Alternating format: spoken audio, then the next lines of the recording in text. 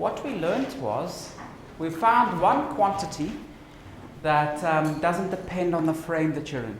Okay? And in fact, there's a lot of other quantities like that. So I want to remind you of some notation that we had when we just did normal classical mechanics. So if we had two vectors, and we said A dot B, what we meant by this was take the first component of A and multiply by the first component of A, plus second component of A times the second component of A, plus the third component of A times the third component of B.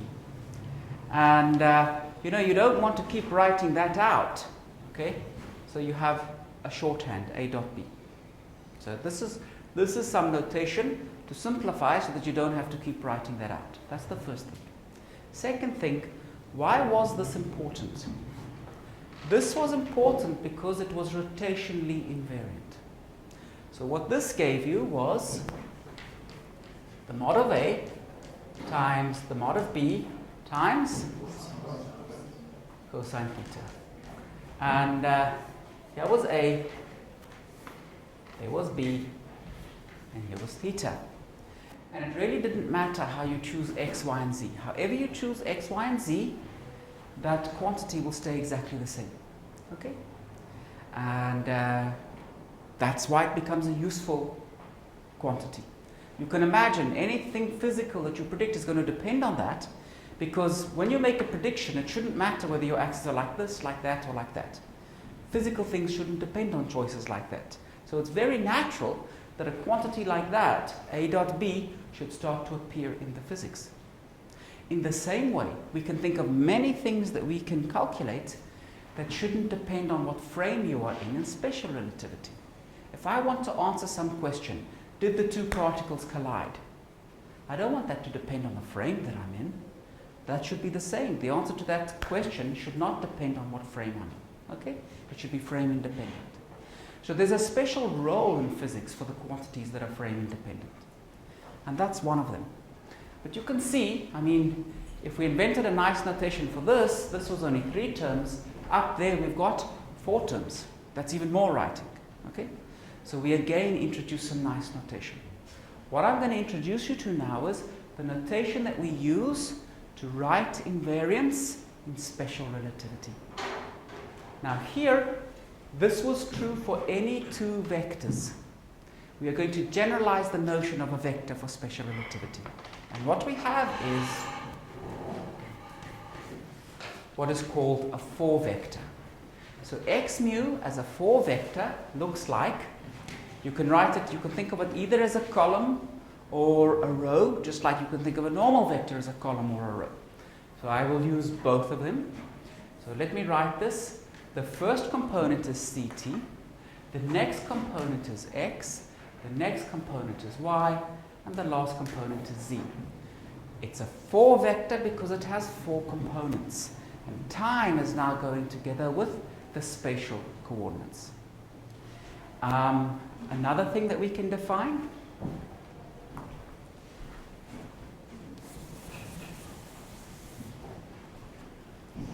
is a matrix. So this is just notation. We could also define a matrix, eta, mu, nu. This matrix has a special name. It is called the Minkowski metric. So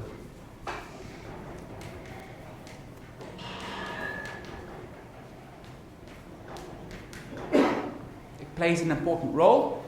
For now, all that we need to know is it's some matrix. And this is equal to 1, 0, 0, 0, 0, minus 1, 0, 0, 0, 0, minus 1, 0, 0, 0, 0, minus 1. Now I should tell you a little bit about how the indices work. So when you talk about the components of a vector, you're used to the first component of a vector being for x, the second component of the vector being for y, and the third component being for z. So this is the third component of the vector. This is the second component. That's the first component. So what must that be? The 0th component. So now we have x0 is equal to ct, for example. What is x2 equal to? What is x2 equal to? Y. Very good. 0, 1, 2. What is the eta 0, 0 element of that matrix? 1. What is the eta 3, 3 element of this matrix? -1. Good. Now, the reason why it's useful to introduce this matrix and these vectors is that we can consider now the following quantity. Let's take this row vector, ct, x, y, z.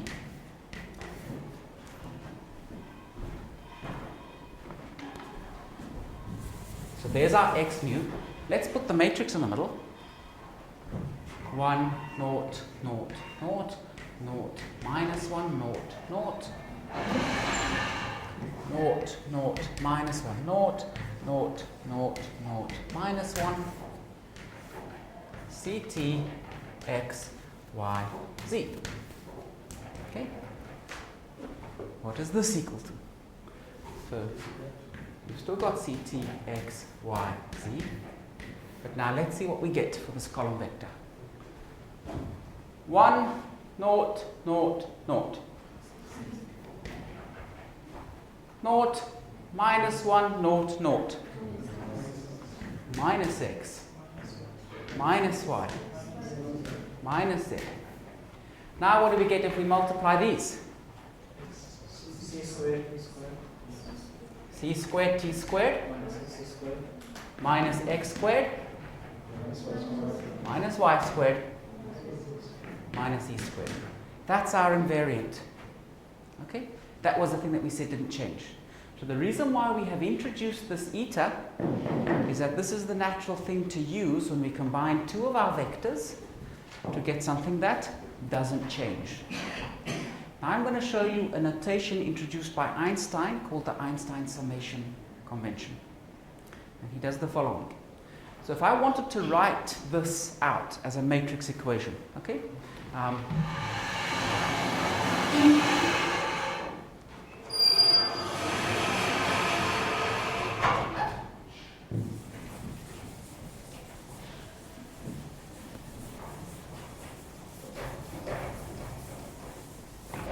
So I think that we're used to writing, if you have some matrix M, if M multiplies into a vector, I think maybe you guys are used to writing that. And if you have a row vector, maybe you're used to writing that. Is that notation familiar? Good. Now, you can also write this as follows.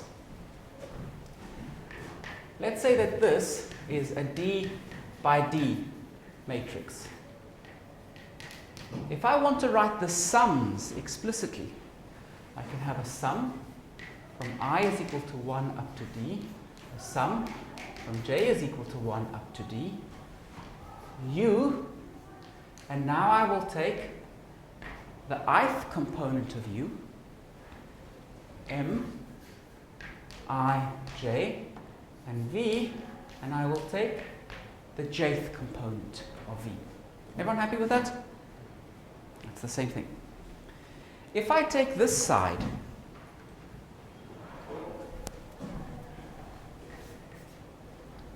am I allowed to do something like this, to rewrite it as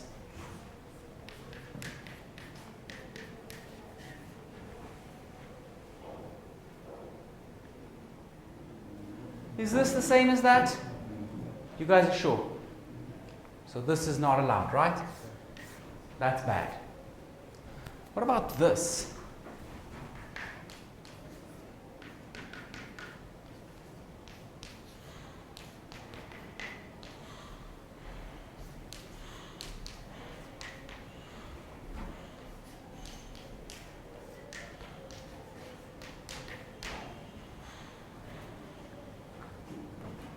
Can I write that?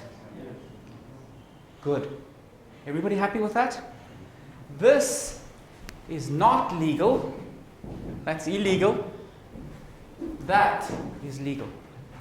Why? Because here I'm telling you what you have to sum. Here, what you have to sum, you read off from where things sit inside the expression. Okay?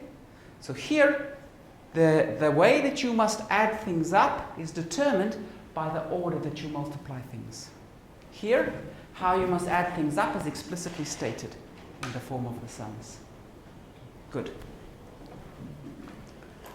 Now,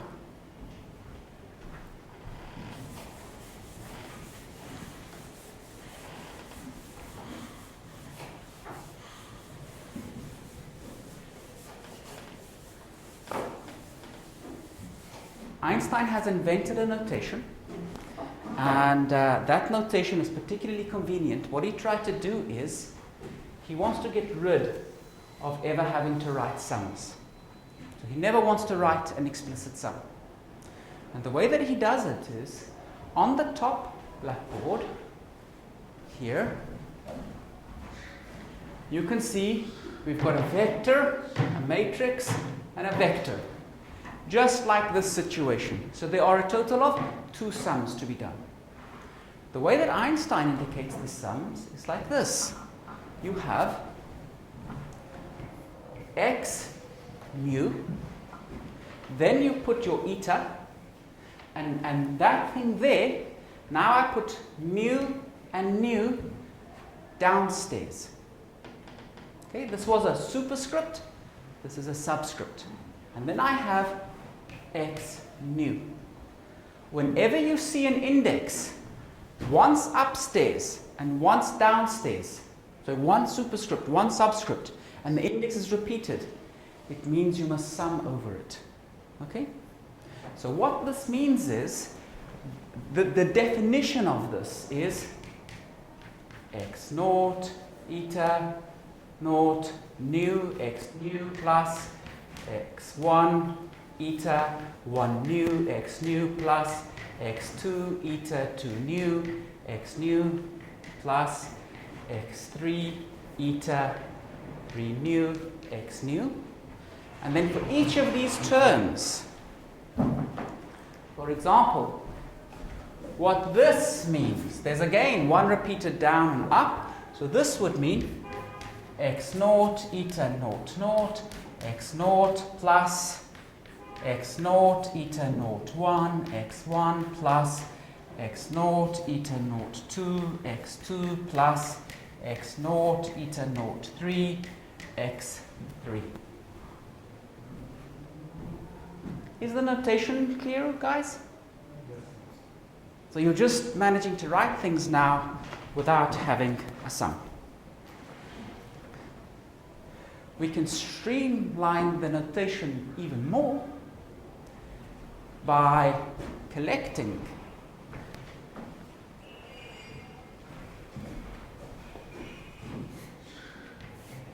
x mu and eta nu mu, and writing this as eta nu x nu.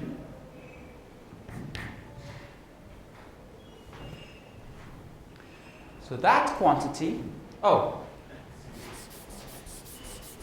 that quantity x mu, eta mu nu, being x nu, is just notation again.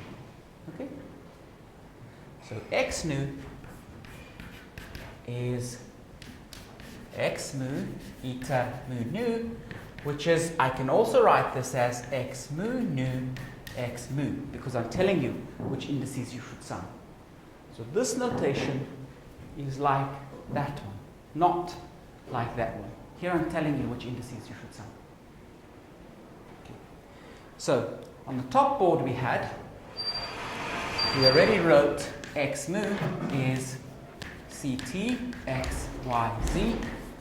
Can you guys please work out for me now what is x mu?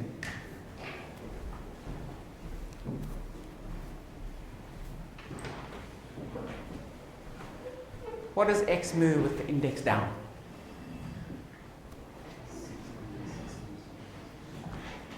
Good. Okay, Ishmael, tell me. CT minus x minus y minus z. Is there anyone who doesn't see that? Yeah, okay, I don't see it. I see that from the matrix. I was not from the matrix, but I don't see it from that notation. Oh, so this notation tells you take the matrix and multiply it into the vector. Yes. Happy? So if you can put the metric together with the vector and multiply it in, that's great. You've got it. Okay? Good. Now, this thing, the language for this, okay, in the same way that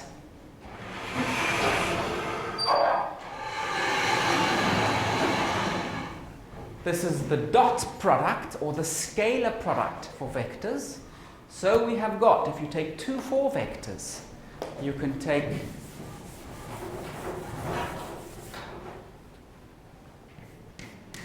x mu, let's say y mu. This has also got a name. It's called the Lorentz invariant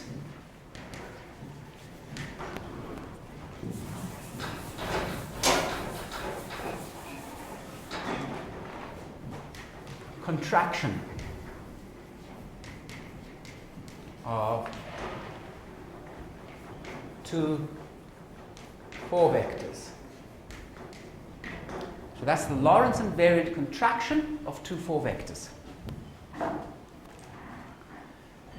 When you want to write your equations for physics, you usually write them in terms of vectors in classical mechanics, and that way you guarantee that those equations are the same for any choice of coordinate system. When you do special relativity, to make sure that your equations are the same in all inertial frames, you should write your equations in terms of 4 vectors. So you will no longer have vectors, you will only have 4 vectors. And in the same way that our position 4 vector involved C, many of the other 4 vectors that you write down will also involve C. So let me give you another example.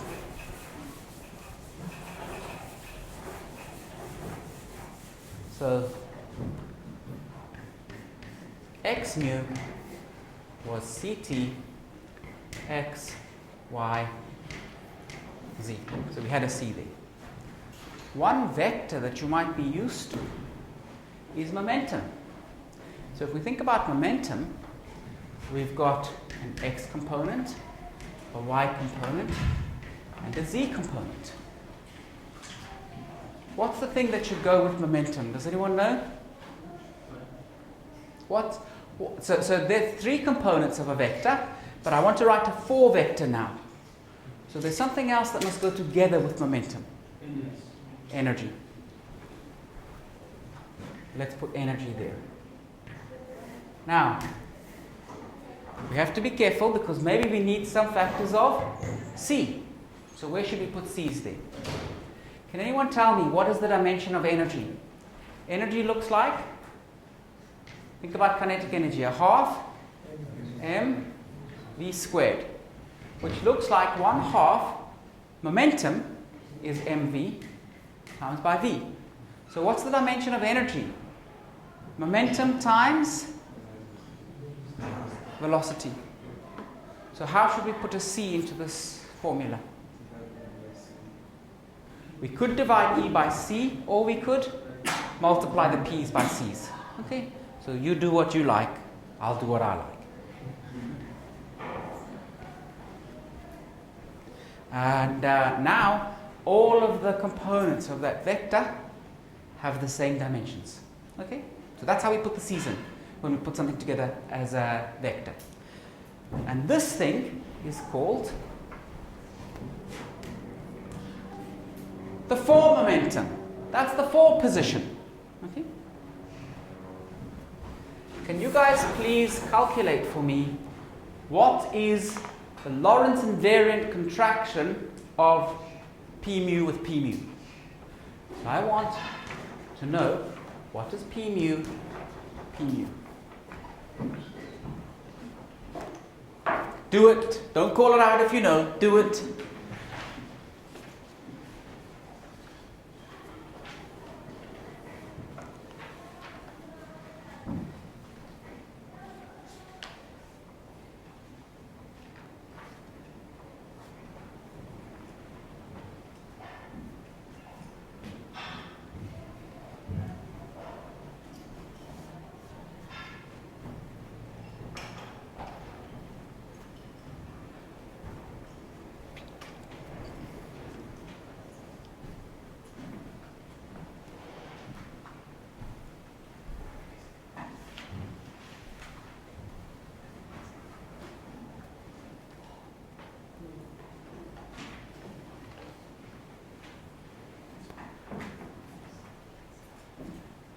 Is anyone who's not sure? Put up your hand.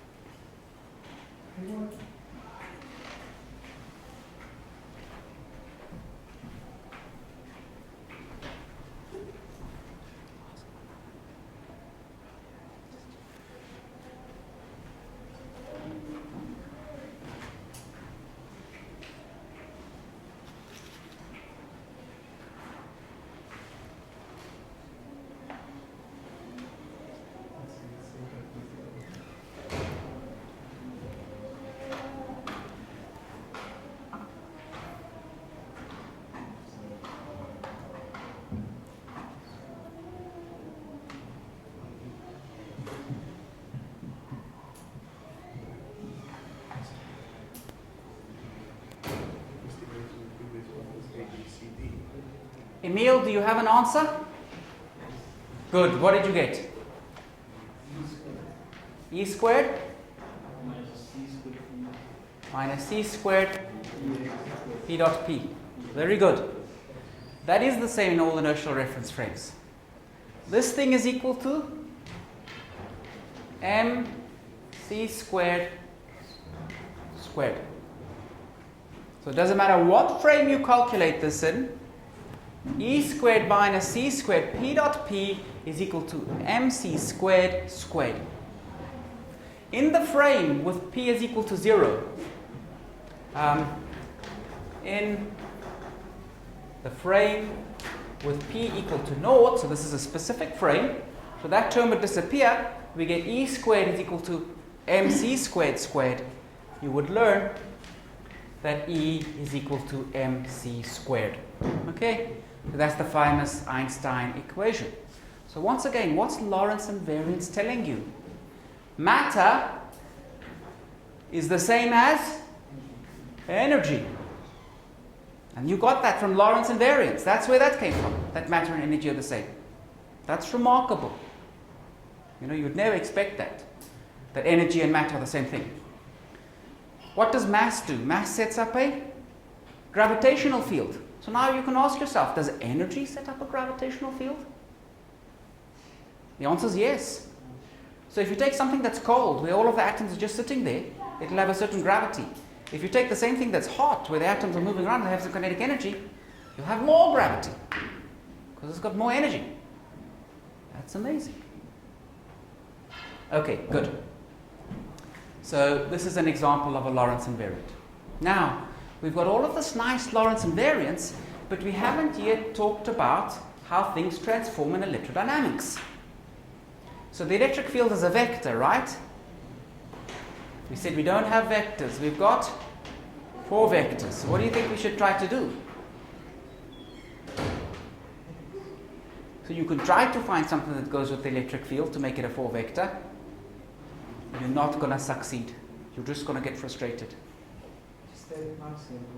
But the magnetic field is also a vector. You can try to turn the magnetic field into a 4 vector. So you need something else to add with the magnetic field. You're going to get just as frustrated with the magnetic field. Is there anything else we can think about? Oh, Emil, that's too much of a jump for me. We've been turning 3 vectors into 4 vectors. I'm not prepared to start building matrices. I'm a simple person. What could we try to do? What else is there? You have momentum. So if we take the rate of change of momentum to time, then we get the force. Now we have previous equation says that related magnetic field and electric field with force. Okay, so we could maybe try to make some identification like that. That would also be tough. Actually, that would be one way of doing what Emil wants to do. We can find so they receive the invariance of invariance. So we didn't only study electric field and magnetic field, right? Well, instead of studying the electric field, what did we study? The electric potential. How many potentials was there? 1. And for the magnetic field, was there potential? Yes. A vector potential. How many components for that potential? 3. And how many for the electric potential? 1. That looks like 4 things. Okay? Let's see. Can we make that into something that works? But we've got a small problem before we do that.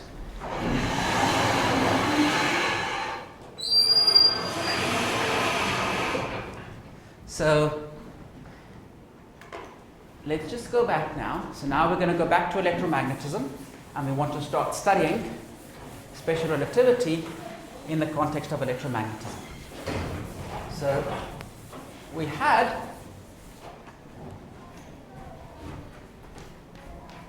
the divergence of B is equal to 0.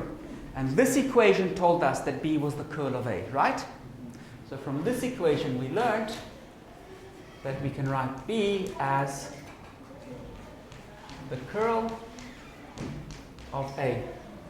What equation told us that we could write E as the gradient of a scalar potential? So before we had the curl of E was equal to 0. But is the curl of E equal to 0 one of Maxwell's equations? No. No. What should the curl of E be equal to?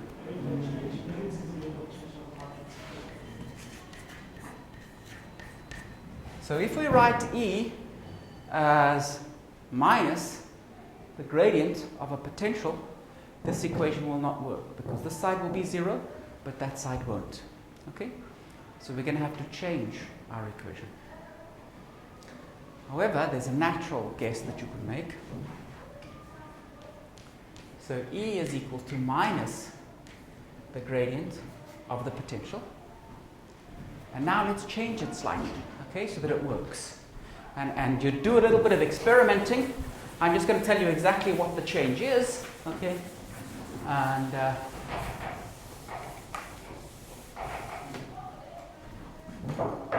the change is to say minus dA dt. So now the electric field uses both the electric potential and the vector potential. And let's see why does this work. Okay? So if we calculate the curl of E, okay, what is this equal to? This is the curl of minus the gradient of V minus dA dt. What is the curl of a gradient? 0. So I don't need to worry about that term, and I just get left with this term. Minus, I've got the curl of dA dt. Now d by dt will commute with these partial derivatives. So I can write this as minus d by dt, and I'll do the curl first. But what's the curl of A? B. Great.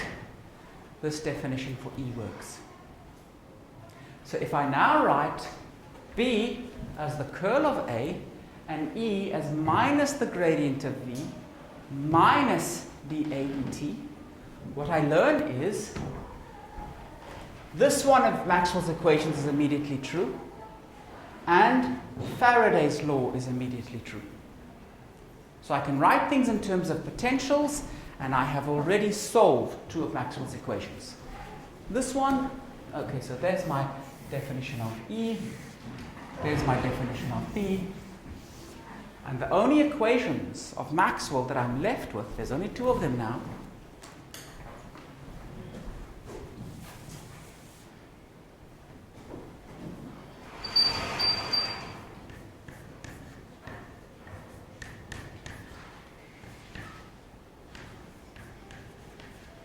There's one equation there, plus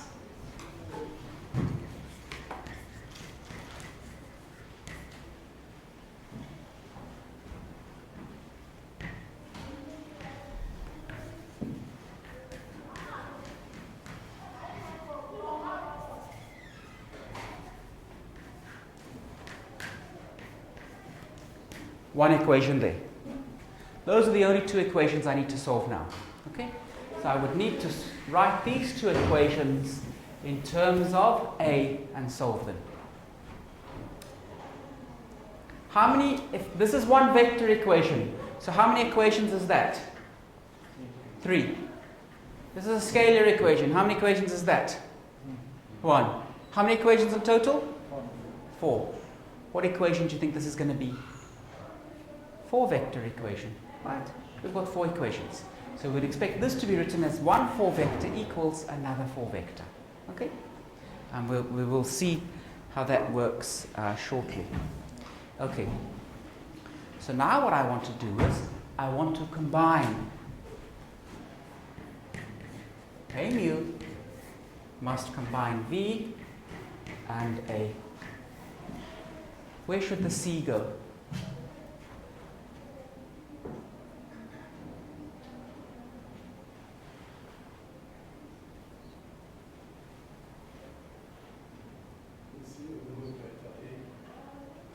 Okay, why, William?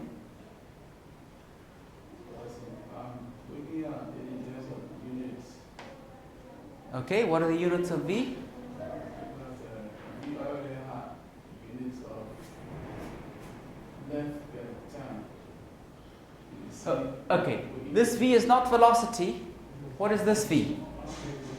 Potential.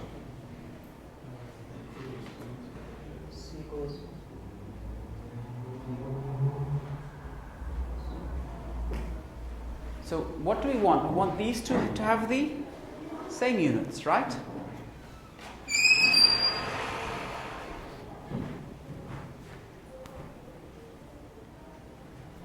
These two we had to add. So these two must have the same units. This is V over length, and this is A over time. So A is time over length times by V. So A has the same dimensions as a velocity times V. Everyone happy with that? So that now tells us where to put in the factor of C.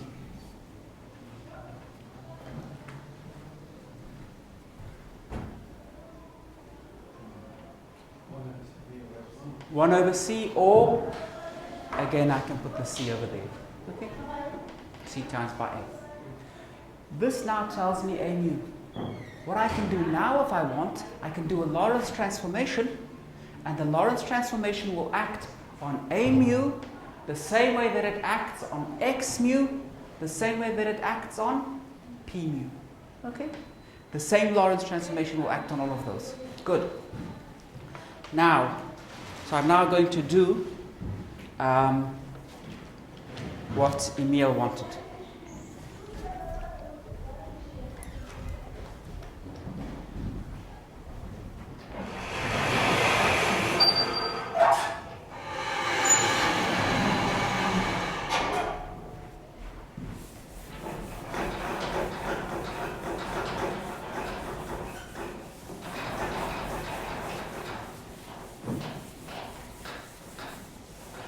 So for now, it might not be clear why do we study this particular combination, but that will become clear. And the combination I want to study is F mu nu, which is defined to be d mu A nu minus d mu A nu. Now I have told you what is A with the index up, right? How do you get A with the index down?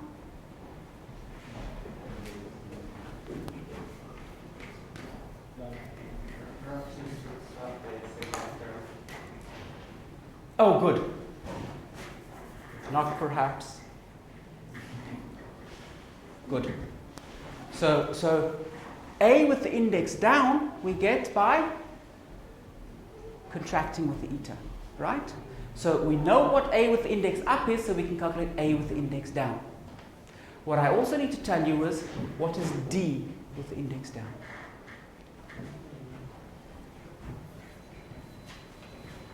And D with the index down is, so let me tell you what is, so for d mu,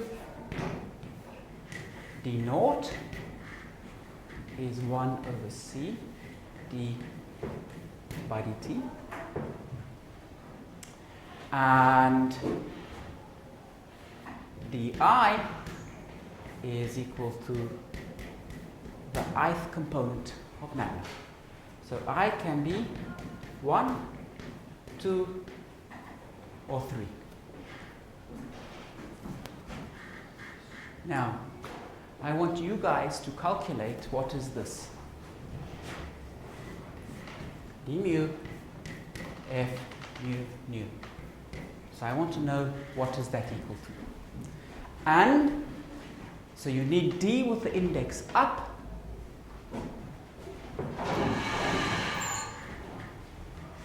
D with the index up would be eta mu nu d nu. And eta mu nu with the indices up is the same as eta mu nu with the indices down. So you would again take that matrix and multiply it into this quantity. Okay?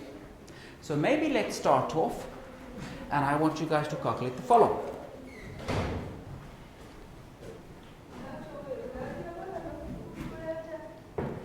What is a mu? What is d mu? So let's start with that.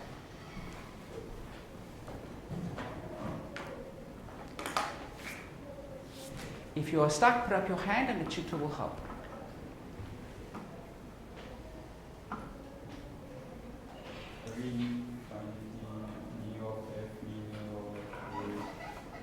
Sorry?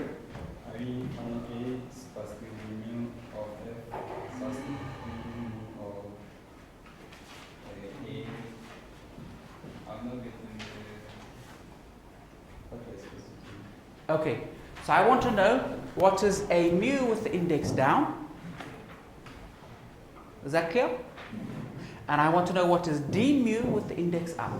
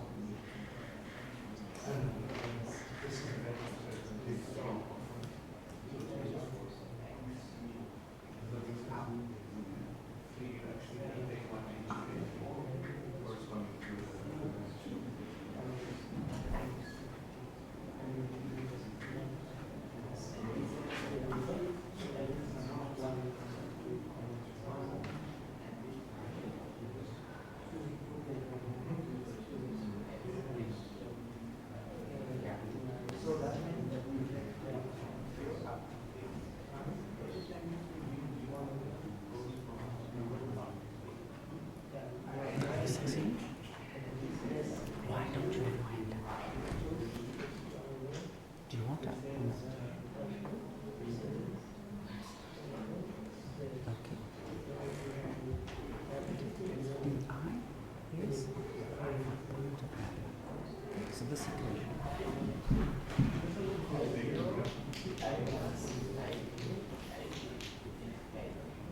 Does it make sense for you? Okay. So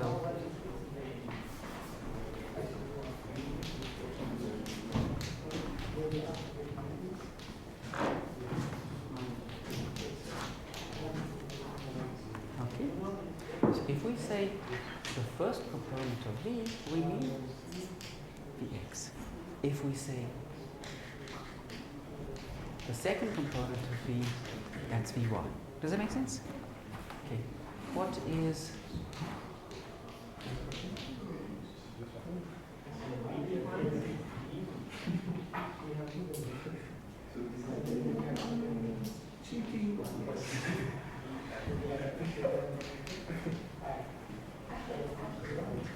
good?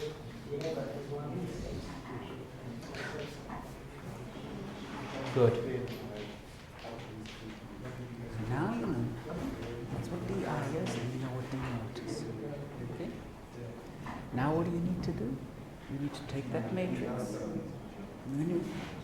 which is 1 minus 1 minus 1 minus 1, and you need to multiply it into a vector which is 1 over c d by dt, d by dx, d by dy, d by dz. Make sense? Good.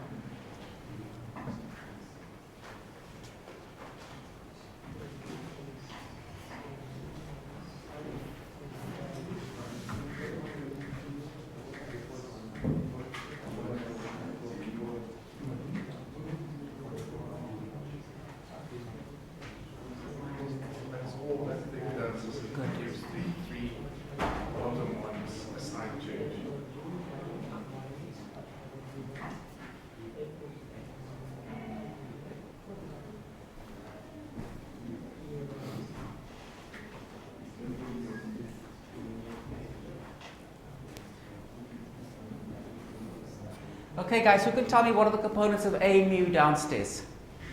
First component. V. And then?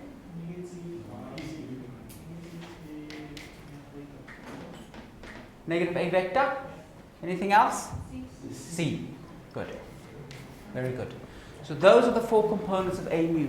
So A naught would be V, and A1 would be minus the X component times by C. Good. What would d mu be? 1 on C d dt. Good.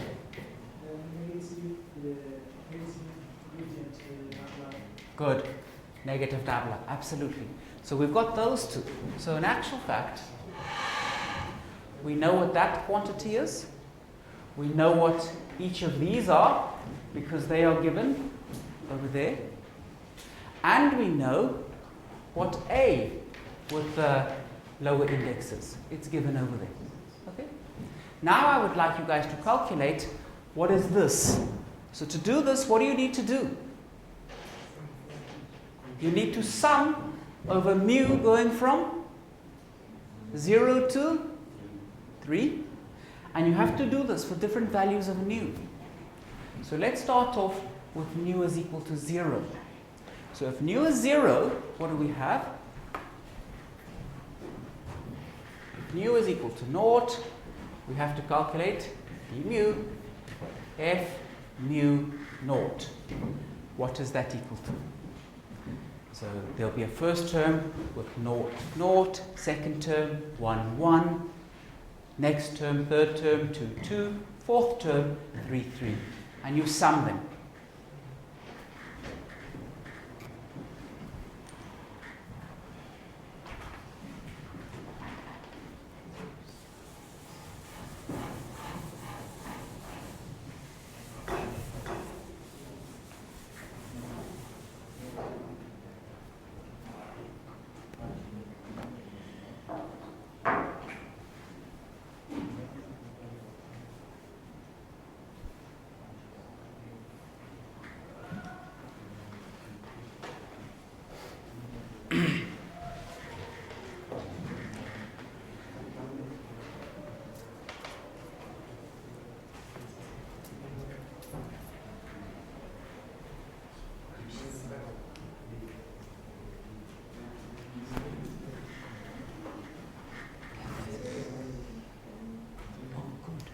So for those, okay.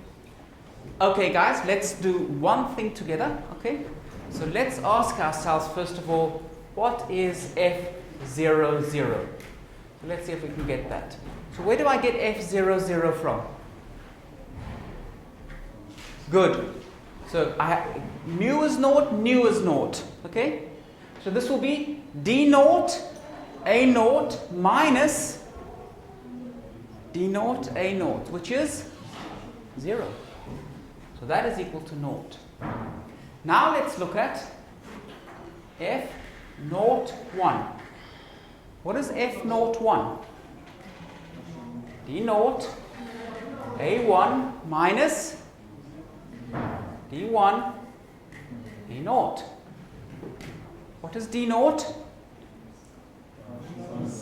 1 over C D by D T. What is A1? Negative C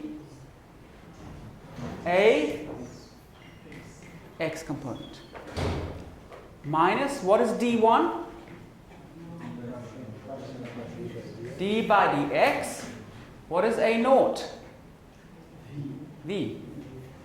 What is this?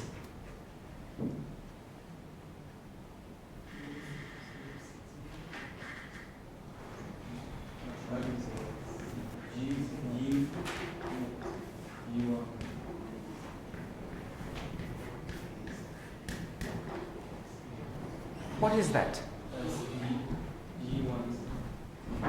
The x component of the electric field.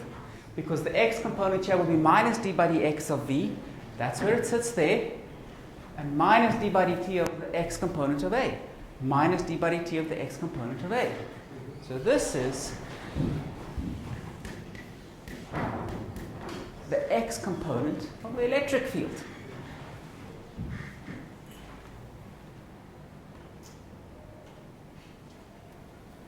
And so you could continue. So you'll be able to check that F naught 2 would be the y component of the electric field.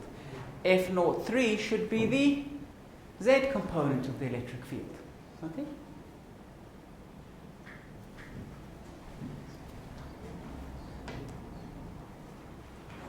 So F naught 1 is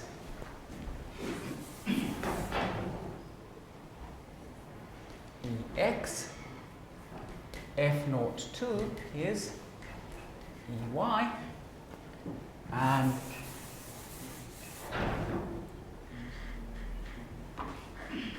F naught 3 is the z component of the electric field. So when we look at this equation,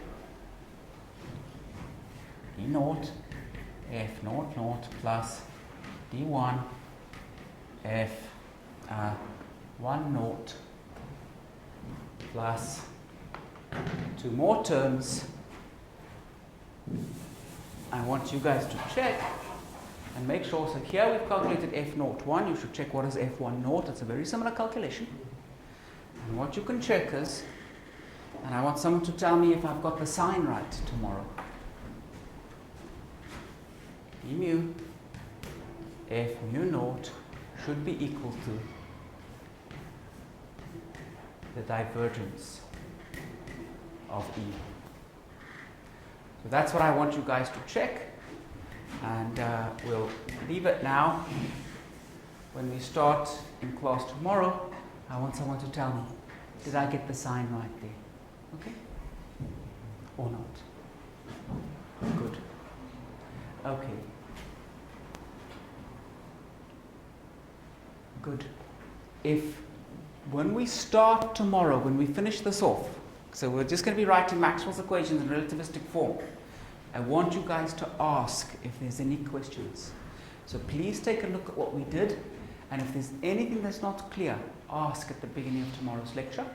Once we've got the relativistic form of Maxwell's equations, it will be very easy for me to show you what is the formula for the strong nuclear force and the weak nuclear force. And those are examples of gauge theories. So it's the relativistic form of the Maxwell equation that we want to write down. That's what will have a very easy generalization when we try to generalize it to the next term. Good. Okay guys, so we're just about finished. There's 2 minutes left. So it's time for the joke. Okay. So this joke is again about a psychologist. And it's the same psychologist, and he's very interested with his results, so he decides now he's going to extend it. And he's not only going to study physicists and mathematicians, he's going to study a physicist, a mathematician, an engineer, a social scientist, an artist, an accountant, and another psychologist. So he gets them all together, and they're talking in a group, and he says to them, guys, I've got a simple question for you that I want you to think about, and I'm going to talk to you about it afterwards. So you can discuss it amongst each other, and then I will talk to you one-on-one. And the question that I want you to answer is, what is 2 plus 2? So they start discussing and so on. After they finish discussing, they separate, and the psychologist starts to interview all of them. So he starts off with the physicist, and he says to the physicist, what is 2 plus 2? And the physicist says, I can't give you an exact value, but it is bigger than 3.8, and it is less than 4.1. I don't know the exact value. So the psychologist says, okay. Then he says to the mathematician, what is 2 plus 2? And the mathematician says, I've got no idea what 2 plus 2 is equal to, but I know that the answer exists. Then he speaks to the engineer and he says, what is 2 plus 2? And the engineer says, I calculated numerically, it's 4.5. Then he says to the psychologist, what is 2 plus 2? And the psychologist says to him, how does it make you feel not knowing what 2 plus 2 is equal to? Then he speaks to the artist and he says to the artist, what is 2 plus 2? And the artist says, huh? Isn't it a beautiful day? Then he speaks to the social scientist and he says to the social scientist, what is 2 plus 2? And the social scientist says, I've got no idea, but I'm so happy we got a chance to discuss it. Then he says to the accountant, what is 2 plus 2? And the accountant looks a little bit that way, looks a little bit that way, and then he says, what do you want 2 plus 2 to be equal to? Okay guys, that's it for today. I'll see you tomorrow.